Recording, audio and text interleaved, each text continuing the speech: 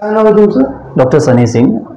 काय होता? जे रात्रीची मॅडम होती डॉक्टर उषा, त्यांच्याकडून म्हणजे 2 पेशंटचं डिस्चार्ज होतं. ते दुसरे पेशंटचं मेडिसिन ते बाळाला गेलेलं आहे चुकी म्हणून.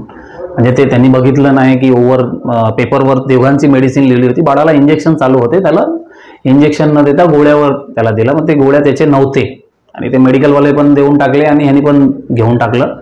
आणि मॅडमनी म्हणजे काय चुकी झाली त्यांची न बघता घेतलं, काय घेतलं माहीत नाही. मग त्यांनी काय केलं की मेडिसिन घ्या असं म्हटलं. आणि त्यामध्ये मेडिसिन चुकीचं होते, आम्ही मान्य करतोय. मेडिसिन रॉंग होते सर्व, ते नाही घ्यायला पाहिजे होतं बाळाला. ते मेडिसिन त्या बाळाचे नव्हते.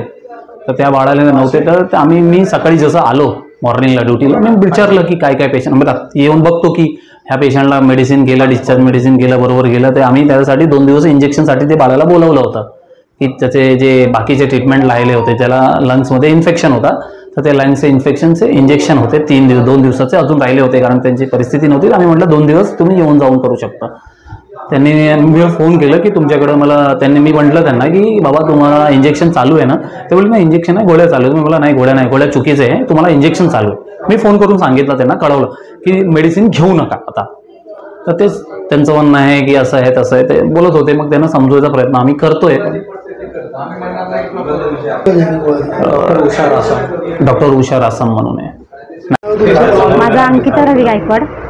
काय नेमकं झालेलं? किती वर्षाचा मुलगा आहे? माझा मुलगा 10 वर्षाचा आहे. त्याला टायफॉइड आणि निमोनिया झाला होता.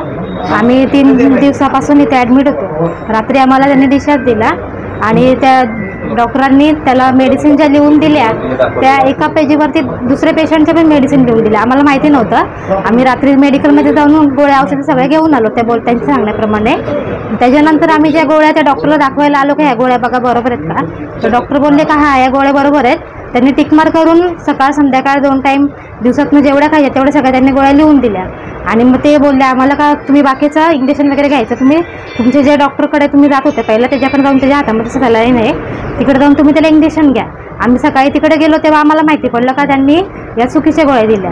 कुठल्या गोळ्या दिल्या? शुगरच्या गोळ्या दिल्या आणि अजून रक्त पातळ व्हायच्या दुसऱ्या अजून ज्या दुसऱ्या पेशंटच्या ज्या गोळ्या होत्या सगळ्या त्या गोळ्या त्याच्यावरती लिहून.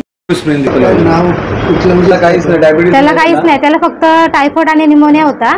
पण ज्या पेशंटला शुगर आणि त्याचं ते रक्त पातळ व्हायच्या गोळ्या वगैरे दुसऱ्या ज्या आजाराच्या गोळ्या होत्या दुसऱ्या पेशंटच्या गोळ्या त्या माझ्या मुलाला दिल्या.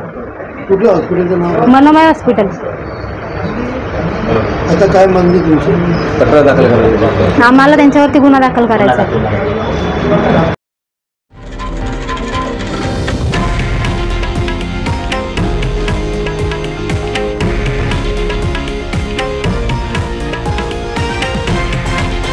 हे आहे देशातील नंबर 1 न्यूज नेटवर्क आणि आपण पाहत आहात TV9 मराठी, एकमेव.